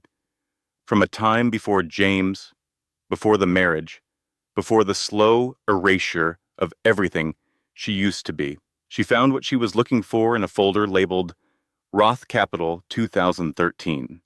Alexander Roth. The name brought back a rush of memories so vivid she could almost smell the coffee. 12 years ago, Vesper Caldwell was 26 years old and hungry. She had graduated with honors from the University of Washington, turned down 3 corporate offers because she wanted to work somewhere that mattered, and landed a junior analyst position at Roth Capital, a venture capital firm run by a man named Alexander Roth, who was equal parts brilliant and terrifying. Roth was in his mid-40s then, already wealthy, already legendary in certain circles. He was the kind of investor who did not follow trends, but created them. He had made his first fortune betting against the dot-com bubble. He had made his second fortune betting on emerging markets when everyone else was running away from them. He was quiet, intense, and he had an unnerving habit of staring at you for 10 seconds before responding to anything you said, as if he was running your words through an internal algorithm to determine whether you were worth his time. Vesper was terrified of him for the first 3 months. Then she pitched him a deal. She had found a logistics company based in Ohio that everyone else had passed on. The company was small, unglamorous, and operated in a sector that was about as exciting as watching concrete dry. But Vesper saw something in the numbers that nobody else saw. She saw efficiency. She saw scalable infrastructure. She saw a company that was one capital injection away from dominating the Midwest distribution market. She put together a pitch deck, not a flashy one, a smart one. She presented it to Roth in a conference room on a Friday afternoon when everyone else had gone home. He listened without interrupting for 20 minutes. Then he stared at her for 10 seconds. "How much?" he asked. "12 million. We will see 300% return in 4 years." He invested. The return was actually 410%. The deal made Roth Capital $200 million. After that, Roth stopped being terrifying and started being respectful. He offered Vesper a partnership, a corner office, equity, a seat at the table where the biggest decisions were made. She turned it down. James Preston had asked her to marry him 3 weeks earlier. He was charming and handsome, and he told her that he needed her, that his company needed her, that she was the smartest person he had ever met, and he could not build Preston Dynamics without her. She believed him because she loved him, and because she did not yet understand that James Preston was the kind of man who consumed people the way fire consumes oxygen, completely and without gratitude. She resigned from Roth Capital on a Thursday. Roth walked her to the elevator. He did not smile. He did not say congratulations. He said one sentence: "You are making a mistake, but if you ever need to think clearly again, call me." She never called. For 12 years, she never called. She buried that phone number and that life and that version of herself under a decade of marriage and self-doubt and the slow, grinding erosion of being told every day that she was not as smart as she thought she was, until now. She found the number. She did not hesitate. She dialed. The phone rang 3 times. A voice answered. It was older, rougher, but unmistakable. The voice of a man who did not waste words. "Who is this?" "Alexander, this is Vesper Caldwell. I have a deal for you." Silence. The Roth silence. 10 seconds. "Vesper." He said her name like he was confirming the identity of someone he had expected to hear from eventually. I read your Medium article. Then you know the numbers are real. I know your analysis is the best piece of forensic work I have seen in a decade. I also know that you are 6 months pregnant, living in Tacoma, and being sued for $10 million by your ex-husband. I keep up. Vesper almost laughed. Of course he kept up. Alexander Roth kept up on everything. Then you know I am not calling for charity. If you were calling for charity, I would hang up. What do you have? She laid it out. Cold, clean, precise. The Vesper Caldwell that Alexander Roth had known 12 years ago. The one who could dissect a balance sheet the way a surgeon dissects a body. Preston Dynamics is leveraged to the breaking point. James has been hiding losses in a shell company and cooking the revenue numbers for 3 years. The European expansion is unfunded. The debt has been sold by the originating bank to a distressed asset fund called Hargrove Capital. Current market price is approximately 60 cents on the dollar. Meaning the debt is available for purchase. If your firm buys it, you own the leverage. You call the loan. James cannot pay. You force a restructuring. New management, new board, new strategy. The company's fundamentals are actually strong underneath the fraud. Clean it up, refocus on the core business, and you are looking at 300% return within 2 years. And who would the new management be? Me. Another silence. Longer this time. She could hear him thinking. You want to take over your ex-husband's company. I want to take over a company I built. He just put his name on it. You always did see what nobody else could see. A pause. Send me the full analysis. I already did. Check your email. She heard the click of keys. Then quiet as he opened the disk and she did not. I will have my team review this by morning. If the numbers hold, and I suspect they will, because you never were wrong about numbers, I am in. But, Vesper, yes, this is not charity. If I invest to win, and the terms will be aggressive. I would not expect anything less. I have a partnership structure drafted. 60-40, my favor, with a 5-year buyout option. And I need one more thing. Name it. I need a ride to Paris. The board meeting is next week. Alexander Roth laughed. It was a rare sound, dry and genuine, the laugh of a man who appreciated audacity because he recognized it as a form of intelligence. I think I can arrange that. Vesper hung up the phone. She sat on her mattress in the dark. The baby was moving, rolling, settling. She put her hand on her belly.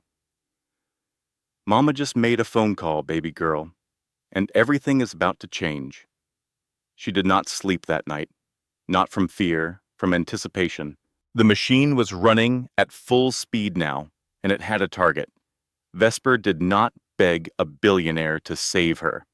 She walked up to one of the smartest investors in the world, 6 months pregnant and dead broke, and pitched him a deal so good he could not say no. She did not need a knight in shining armor. She needed a business partner. And she found one by being the smartest person in the room. 2 days later, Alexander Roth's team confirmed the numbers, every figure, every calculation, every projection. Vesper was right. She was always right. Roth called her back. We are in. The deal closes tomorrow. I am buying Hargrove Capital's position and taking over the debt. Phoenix Ventures will be the holding entity. Your name, your control, my capital. And the jet? King County International, private terminal. Thursday at 9 in the morning. Do you have something to wear? Vesper looked at her closet. 3 outfits from the laundromat, a maternity dress from Goodwill, and a black blazer she had found on a clearance rack for $12 that she had taken in herself with a needle and thread to make it fit. I have exactly what I need, she said. Thursday morning, 9 o'clock, King County International Airport. Vesper arrived in an Uber that cost her $14. She made a mental note to deduct it as a business expense when she had a business to deduct it from. The private terminal at King County was a different world from the main airport. No security lines, no overhead announcements, no families arguing over luggage. Just a quiet lounge with leather chairs and a view of the tarmac through floor-to-ceiling glass, and a woman behind a desk who smiled like she was paid by the tooth. "Mrs. Caldwell, Mr. Roth is expecting you. The aircraft is on the apron." Vesper walked through the glass doors and onto the tarmac. And there it was. The Bombardier Global 7500. $70 million of aviation engineering painted in matte gunmetal gray, sitting on the concrete like a predator at rest. The engines were already spooling, a low whine that vibrated in her chest. The stairs were down. The lights were on. 3 days ago, Vesper had been eating ramen on a mattress on the floor. Now she was standing in front of a private jet. The contrast was so absurd it felt like a dream, the kind you have when you fall asleep on the bus and wake up disoriented, unsure which reality is the real one.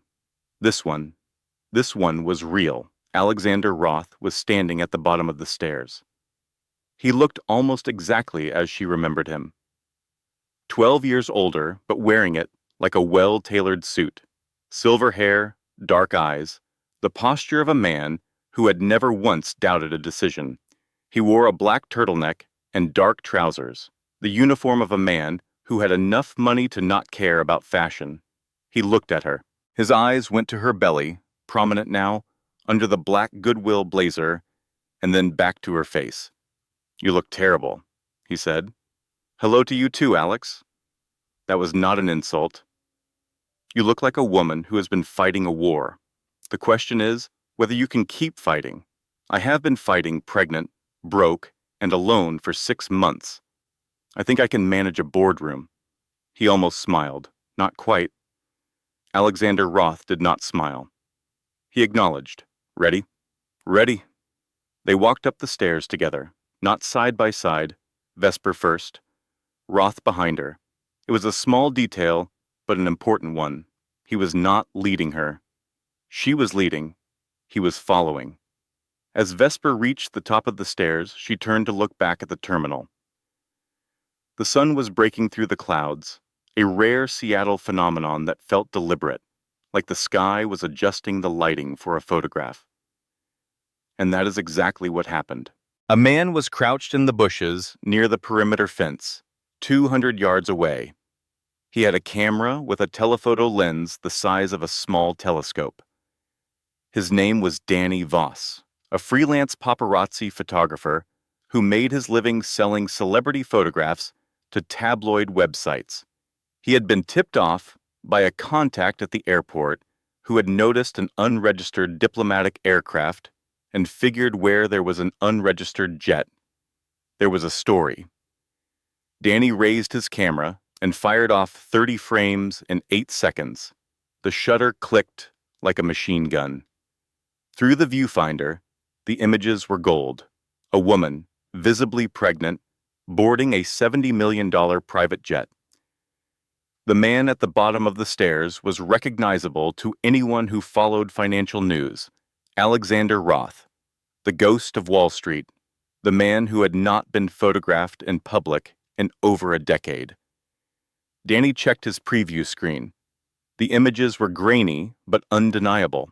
He could see Vesper's profile, her belly, her jaw set in determination. He could see Roth behind her, his hand not on her back, not touching her at all, just present, like a business partner, like an investor. But the tabloids would not see it that way. The tabloids would see what tabloids always see: a story. Danny uploaded the photos to TMZ from his phone while still crouching in the bushes. He added a caption. "Exclusive. James Preston's pregnant ex-wife boards $70 million jet with billionaire recluse Alexander Roth." The photos hit the internet at 9:22 in the morning. By 9:45, the story was trending. By 10 o'clock, every major entertainment and financial news outlet had picked it up.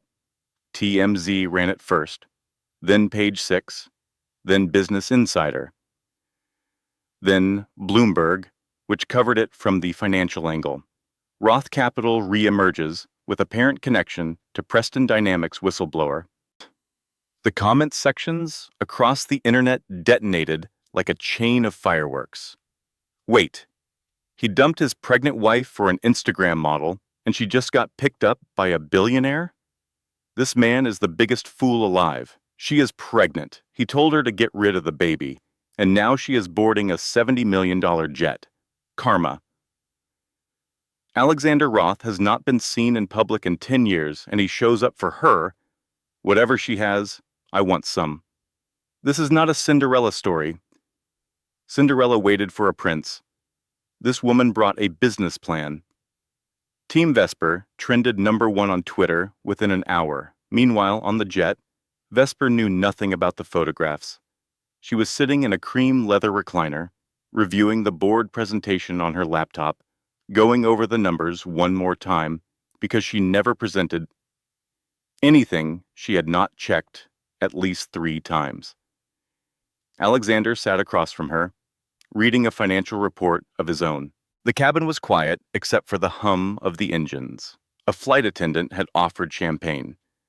Vesper had asked for water and prenatal vitamins. Alexander had asked for black coffee.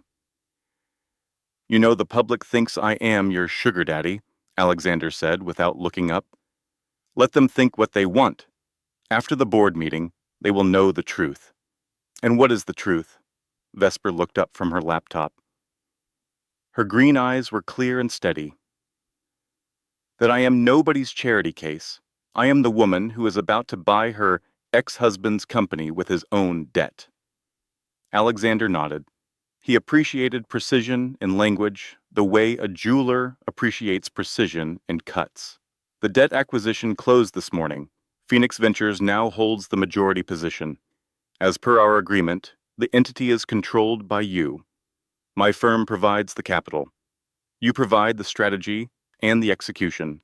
And the board meeting? Scheduled for Thursday in Paris. La Défense. Tour. First building, 45th floor. James does not know we hold the debt yet. He thinks he is going to Paris to sign the European expansion. He thinks the board is going to rubber stamp his plan. When does he find out? When you tell him. Vesper looked out the window. The clouds were below them now, a white blanket stretching to the horizon. Above the clouds, the sky was clear and blue and endless. She had not been above the clouds in a long time. She had forgotten how beautiful it was up here, but she had not come here for the view. 3,000 miles away, in a penthouse in Seattle, James Preston was discovering the photographs. He woke up at 10:30, which was early for him these days. Lydia was asleep next to him, her mouth slightly open, her phone still clutched in her hand from whatever she had been scrolling through when she fell asleep. The penthouse smelled like last night's takeout, and the particular staleness of a life lived entirely for pleasure. James reached for his phone. He had 47 missed calls, 20 from Diana Mercer, his publicist, 12 from Gregson, his lawyer, 5 from the chairman of his own board of directors. The rest from numbers he did not recognize. His stomach dropped before his brain caught up. He called Diana first. She answered on the first ring. "James, have you seen the internet?" "I just woke up." "What happened? Did the stock drop?" "The stock is the least of your problems." Diana's voice was controlled, professional, exactly as it had been for the last 4 years. James did not know that behind that professional voice, Diana was smiling. She did not tell him that she was the one who had given Vesper the internal emails.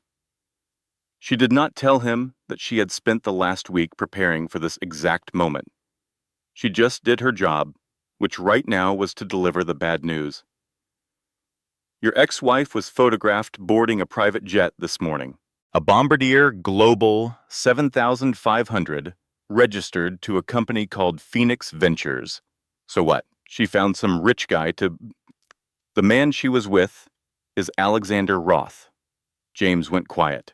Alexander Roth, the man who has not been photographed in public since 2014. The man whose net worth makes yours look like loose change. And James, she is visibly pregnant in the photos. The internet is losing its mind. James got out of bed and walked to the window. Seattle stretched out below him, gray and indifferent. This does not change anything, he said. She is playing games. She found some investor to play hero, and she is putting on a show. James, the stock dropped 4% in the last hour. It will bounce back? Will it? Because Business Insider is running a story connecting Roth to the Medium article. They are calling her a whistleblower now, James. Not a crazy ex-wife. A whistleblower. Do you understand the difference? Crazy ex-wives are page 6 entertainment. Whistleblowers are front-page investigations. James hung up. He stared out at the skyline. Somewhere above those clouds, the woman he had thrown away was looking down on him. She is bluffing, he muttered. She does not have the guts. But his hands were shaking. And somewhere in the back of his mind, in the place where even narcissists keep their fears, he heard a whisper. It said, "What if she is not bluffing? What if the woman you called simple is the most dangerous person you have ever met?" The photos went viral because the world loves a Cinderella story. But this was not Cinderella. Cinderella needed a fairy godmother. Vesper Caldwell just needed a spreadsheet and a phone number. The glass slipper was a Bombardier Global 7500. And she did not find it at a ball. She earned it with a pitch deck. But before Paris, there was unfinished business. The restraining order hearing was scheduled for Monday morning at 9 o'clock in the United States District Courthouse for the Western District of Washington, a stone building in downtown Seattle that smelled like old wood and accountability. The kind of building where lies went to die if you had the right judge. Vesper had the right judge. Judge Patricia Harmon was 61 years old, appointed by a Democratic president, and confirmed with bipartisan support, which told you everything you needed to know about her. She was fair. She was thorough. She had zero tolerance for theatrics, gamesmanship, or lawyers who thought they could substitute volume for substance. She had a reputation for reading every filing in advance, asking questions that made unprepared attorneys wish they had chosen a different career, and ruling from the bench, which meant she did not take months to deliberate. She listened, she analyzed, and she decided. Right there, right then. James arrived with 4 lawyers. 4. 2 from Gregson's firm and 2 outside counsel, hired specifically for this hearing, specialists in family law and restraining order litigation. They wore matching dark suits and matching expressions of expensive confidence. They carried briefcases that cost more than Vesper's monthly rent. Vesper arrived with Priya Vasquez, 1 lawyer, 1 legal aid attorney who earned $52,000 a year and had not slept more than 5 hours a night in 3 months.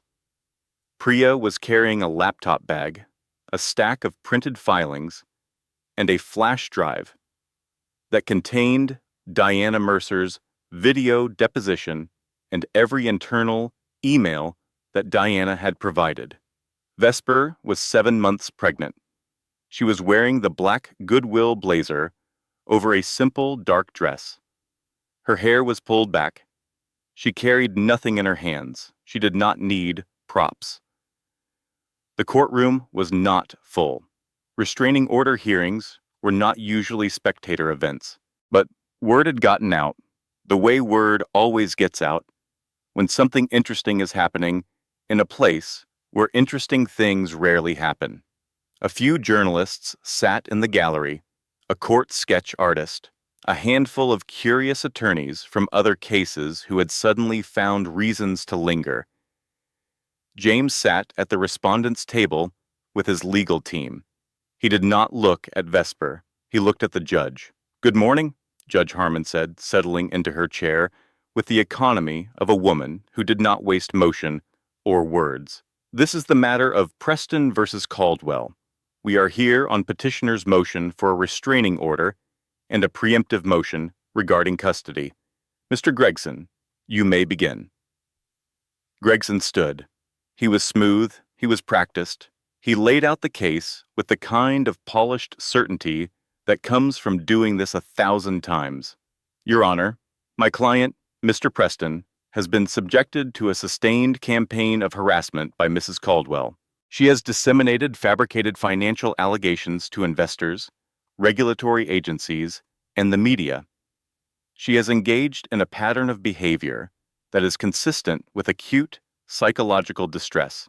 We have submitted a professional evaluation from Dr. Leonard Moss, a licensed psychiatrist, which concludes that Miss Caldwell exhibits symptoms of delusional disorder and emotional instability that raise serious concerns about her capacity for parental responsibility." He presented the photographs taken by Carl Whitley, Vesper looking exhausted, Vesper crying in a parking lot, Vesper's apartment building. The narrative they constructed was clear. This was a woman falling apart. "We are not asking for punitive measures, Your Honor.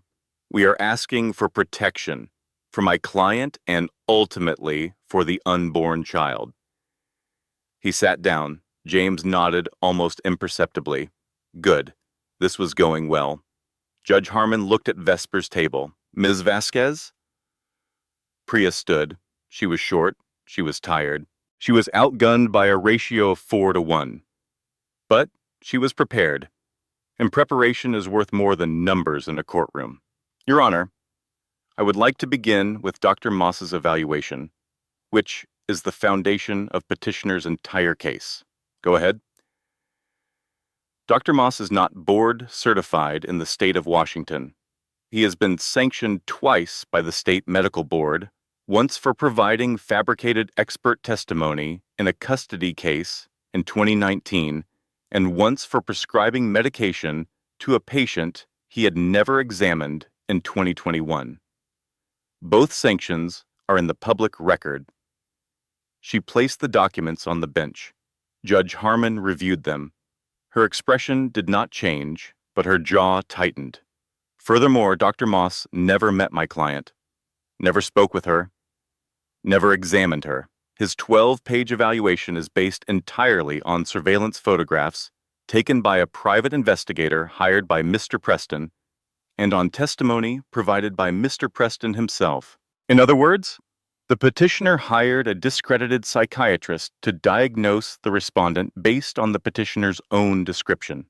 This is not a medical evaluation. It is a character assassination